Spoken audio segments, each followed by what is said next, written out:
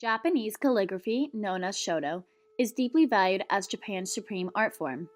Shodo translates to the way of writing and utilizes a special brush, handcrafted paper, ink, inkstone, paper pad, and paper weight. This traditional art form has a much deeper meaning than one could imagine, thus remaining essential in Japanese culture. Historically, Japan first adopted calligraphy from China in the 6th century. The Japanese created their own writing system based on the Chinese characters called kanji, which Japan's imperial court eventually turned into their own handwriting, known as Shodo. Japanese styles of calligraphy became more thin, more fluid, and more simple than Chinese calligraphy handwriting. First, calligraphy requires a brush, which is called a fude.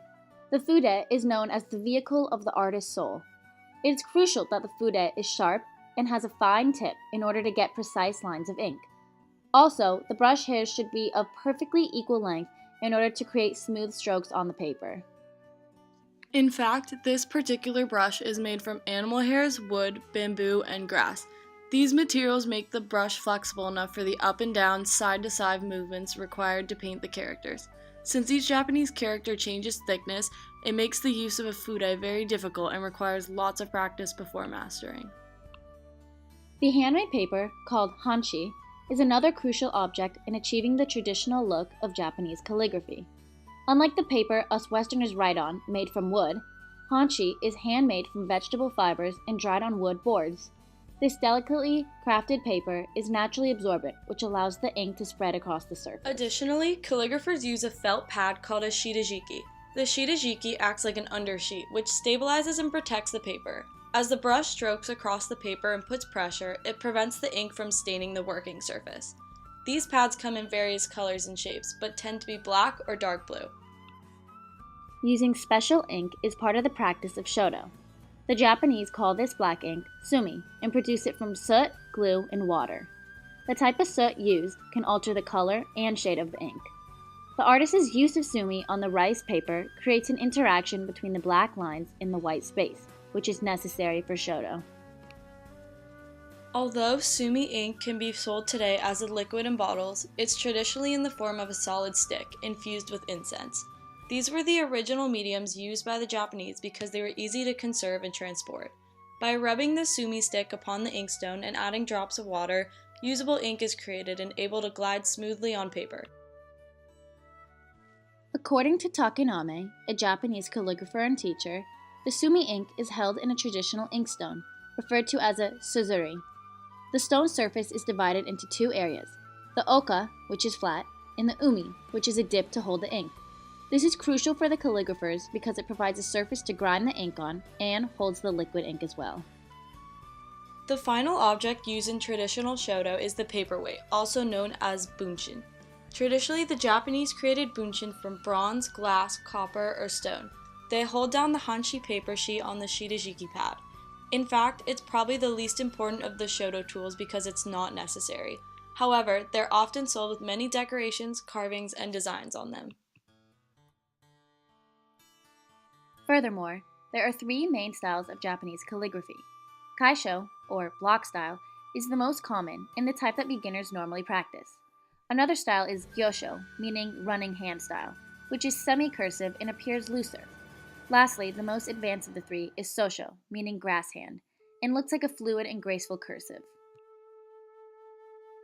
The Japanese appreciate the art form of Shodo beyond just its physical appearances. The practice of Shodo is deeply valued in their culture and has become a traditional practice.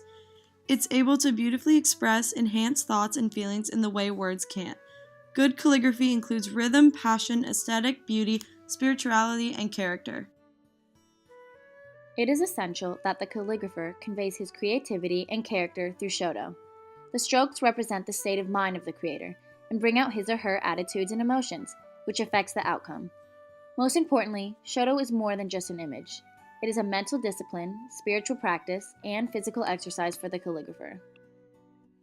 Likewise, according to an article by Friend 2, each stroke represents a journey to both the artist and those who admire their work. While writing in Shodo, the brush creates the flying white effect, when the wet brush first touches the dry paper. As a result, the white background is revealed to the viewer again, and depth, dimension, and life are given to the painted characters. In a New York Times article, Alita Becker describes the art of Shodo, stating, "The play of light and dark of the strokes captures not just images, but sensations, not just surfaces, but the essence of what lies within. Simplicity of line is prized, extraneous detail is discouraged." Her words perfectly summarize what Shodo is and why it's unique. In relation to Keen's book, The Pleasures of Japanese Literature, simplicity is valued in Shodo. Shodo is appreciated because of its simple black lines, white paper, and empty space. The Japanese do not encourage detail.